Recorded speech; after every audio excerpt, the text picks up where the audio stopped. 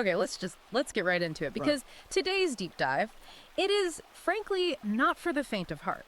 No, not at all. If you are, comfortable with the status quo, or if you get easily offended by raw, unfiltered data that really challenges the mainstream narrative, you might want to click away now. But if you've ever felt like the world has turned completely upside down, like masculinity itself is being treated as some kind of, I don't know, pathology or disease, then you are going to want to pull up a chair and listen. Exactly. We're looking at a text today that's, well, it acts less like a standard book and more like a tactical wake-up call. It's a dense heavy hitter. And the title alone tells you everything. It does. It's called Marriage Memes.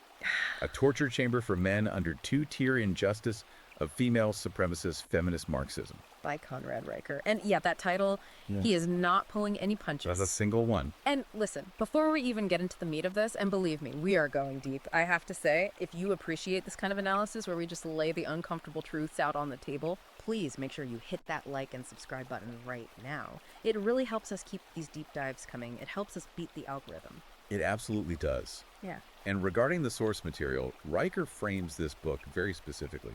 He calls it a survival manual. A survival manual, right. He's not just complaining. He's offering what he calls ammunition for the modern man. Yeah.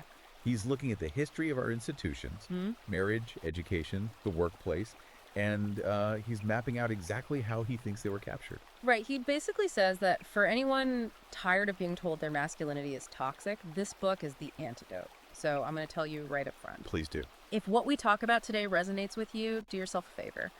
Go to Amazon Kindle or Google Play Books right now and buy this book. You need the full text. And you should definitely follow the author at Conrad Riker on Substack.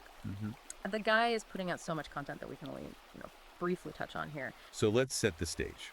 Riker's central premise is that we are living in what he calls a gynocracy.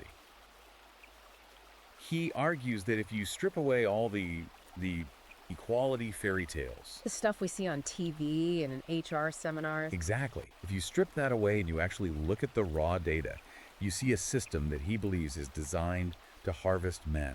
It's the ultimate red pill setup, isn't it? He wants us to see how deep the rabbit hole goes. But he starts with biology, which I found really interesting. Yeah, that's the foundation. He has this analogy right at the beginning, the alpha blueprint.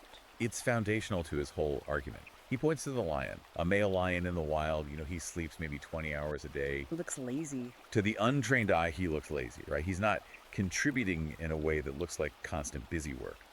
But when the hyenas come, or when there's a real threat to the pride, he wakes up and fights to the death. And Riker says that's nature's design. That's not laziness. It's energy conservation for high-stakes violence in defense of the tribe. Precisely. And the conflict, and here's where it gets really interesting, is that modern society wants the protection of the lion, but it wants to treat the lion's nature as a problem. It's the core contradiction. It is. Society calls testosterone toxic, yet civilization quietly relies on it for its own survival. He uses a really striking statistic here to prove it. The workplace fatality one. Yeah, that men make up 93% of workplace fatalities. 93%. I want to pause on that because we hear so much about the gender pay gap, but we never hear about the gender death gap. Never. Men dominate the dangerous jobs. Riker lists them. Firefighters, oil rig workers, the guys keeping the power grid running. His point is that the very system that vilifies masculinity is, well, it's addicted to the safety and comfort that masculine risk-taking provides. The hypocrisy is the point. He contrasts this provider-protector archetype with what he calls the modern weepy NPC. Oh, yeah. He paints a very vivid picture of the pink-haired male asking for pronouns. He draws this direct line between someone like Teddy Roosevelt charging up San Juan Hill. Right, pure, unbridled masculine energy. And a modern man he apparently saw at Whole Foods hyperventilated because his grocery bag ripped. That image, Yeah. it really stuck with me. A man panicking over a ripped bag versus a man who literally took a bullet in the chest. It's a stark illustration of what he's calling de-evolution. And Riker's argument, this is crucial, is that this isn't an accident. It's not just men forgetting how to be men. He argues biology isn't a social construct, and that suppressing that alpha drive is a deliberate strategy to weaken society. He calls it ideological waterboarding. Okay, so if that's the biological baseline, that men are being conditioned against their nature, let's look at the life cycle. The book lays it out chronologically. It starts in school. Exactly. Riker calls schools feminized re-education camps. And he's not just, throwing out insults. He's looking at the environment. The modern classroom is designed perfectly for girls and terribly for boys. Sit still, be quiet, focus on verbal communication. Don't fidget. And if a boy acts like a boy, if he has that high energy, that kinetic drive, what happens? He gets drugged. He gets drugged. Riker spends a good chunk of the book talking about the drugging of boyhood. We take that natural masculine energy and we diagnose it as ADHD or a behavioral disorder. We pathologize boyhood itself. And the stats he uses back this up, right? Well, they do. He cites that boys receive 70% of all D and F grades. They are 400% more likely to be kicked out of school. So from the very beginning, the message to the young male is, you are defective, your nature is wrong. So you survive that re-education camp, you enter the workforce, and this is where Riker just flips the script. Everyone talks about the glass ceiling. But Riker points out the glass cellar. This connects right back to that fatality stat. The glass cellar is where the men are, the dirty, the dangerous, the invisible jobs. He brought up a specific example that really drove this home for me. The Amazon warehouse collapse. That was a powerful case study in the book, yeah.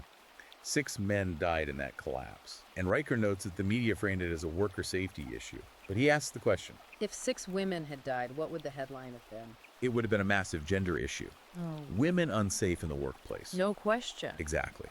But because men are viewed as what Riker calls disposable shock absorbers for civilization, their deaths are just a safety statistic. It's the cost of doing business. So you realize your life is just currency to be spent? Yeah. Then you have to deal with the cultural narrative, the media, what he calls media warfare. He argues there's a full-on cultural insurgency against men. Look at how fathers are portrayed on TV. They're either villains Or they're buffoons. Homer Simpson. Right. The bumbling dad who can't figure out the laundry. Yes.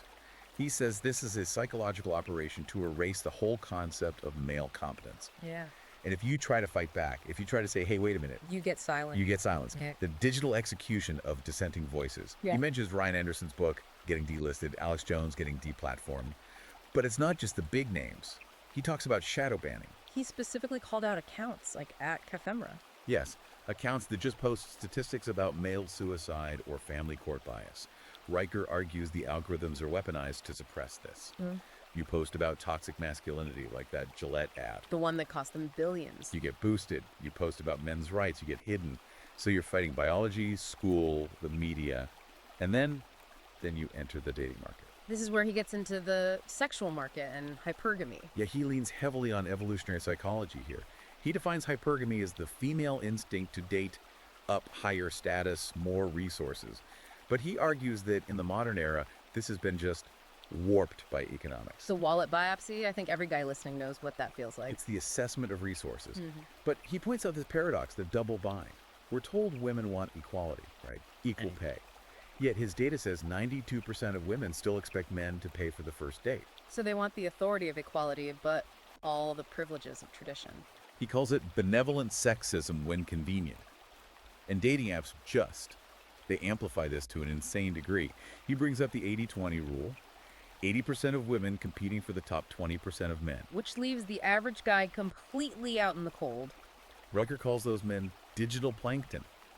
They just exist on these apps to feed the ego of the ecosystem, while a tiny percentage of men harvest all the attention. Digital plankton, that's brutal. But okay, let's say you beat the odds, you find someone, you fall in love, you decide to get married.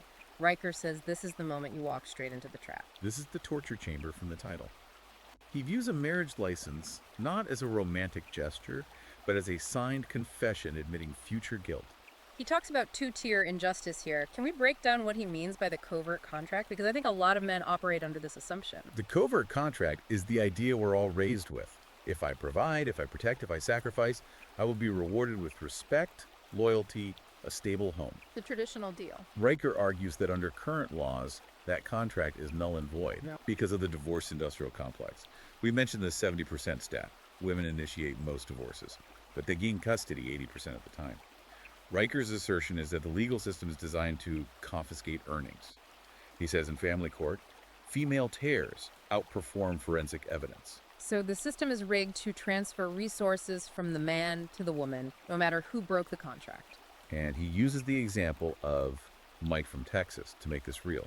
A guy paying $2,800 a month in child support, but he's only allowed to see his kids 4 days a month. That is just Heartbreaking. You're financing a family you're not allowed to be a father to. Riker calls it being an ATM with a heartbeat, and he traces this back to policies like the Duluth model. This is a crucial piece of the puzzle. Yeah, explain that, because this sounds like something from a dystopian novel, but it's real. Oh, it's very real. The Duluth model is a protocol police use in domestic disputes. It's based on the theory that domestic violence is always a result of patriarchal power. So when police arrive, They assume the man is the aggressor. by default, the protocol encourages them to view the male as the dominant aggressor, even if he's the one bleeding. It turns innocent until proven guilty into guilty because you're male. It feels like everywhere you turn in this book, the walls are closing in. But he doesn't just leave us in the pit, right? He calls it a survival manual. He has solutions. He does. And the solutions are just as radical as his diagnosis. Yep. It starts with what he calls wealth fortresses. Financial sovereignty. Right. If the system is designed to strip you of assets, you need assets the state can't easily touch. He advises moving assets offshore. He's very big on cryptocurrency, specifically Bitcoin. Because it's outside the banking system, harder to freeze, harder to garnish. Exactly. Make your wealth seizure-proof. But he also advises on how to avoid the trap in the first place. His advice on marriage is blunt. Don't do it. Why buy the cow when the state will give her the farm? That's the line. He says, unless you have an ironclad prenup, and even those get thrown out, avoid the marriage plantation entirely. But he knows men need connection, so he talks about brotherhood networks. And this was interesting because he's not talking about the modern men's group where everyone just talks about feelings. No, he mocks the crying in a circle model. He advocates for things like men's sheds. These are spaces where men bond through doing. Shoulder to shoulder, not face to face. Exactly. Fixing carburetors, building fences, he has this great line. Fixing a carburetor fixes a life better than talking about feelings does. He says that practical brotherhood is what reduces male suicide. He also applies this opt-out strategy to education, parallel institutions. This is his advice for young men. Reject the woke universities. Why go into massive debt for a gender studies degree that teaches you to hate yourself? He pushes for trade schools, welding, plumbing. Welding versus gender studies. One builds civilization. The other tries to deconstruct it. And the trades pay well. It's a path to independence without the ideological indoctrination. He also touches on physiological optimization. You have to be physically capable of being that lion. It's about rejecting the soy latte lifestyle. He talks about waking up before dawn, heavy lifting, red meat, sleep. If they want you weak, your rebellion is to be strong. And the ultimate strategy, the Omega Protocol. This is the nuclear option. It's essentially going John Galt. It's simply opting out, refusing to participate in a rigged system. If the game is fixed, stop playing. It's a powerful message. It's not about fighting the system from within, but building a fortress outside of it. He summarizes it as red pill jurisprudence. The system isn't broken, it's designed this way. And once you accept that, you stop trying to negotiate with it. You focus on survival. It's incredible how much ground he covers. From biology to law to these tactical solutions like Bitcoin, it's a comprehensive look at the state of the modern man. It connects everything. It explains why you feel the way you do. Riker's message is that you're not crazy, you're just living in a system that views your instincts as a threat. And he leaves us with a final thought that really sums it up, a challenge. He writes, "The hyena pack only circles the weak. Be the lion." That's the core takeaway. Strength is the only defense. Financial, physical, legal. You can't rely on society to protect you.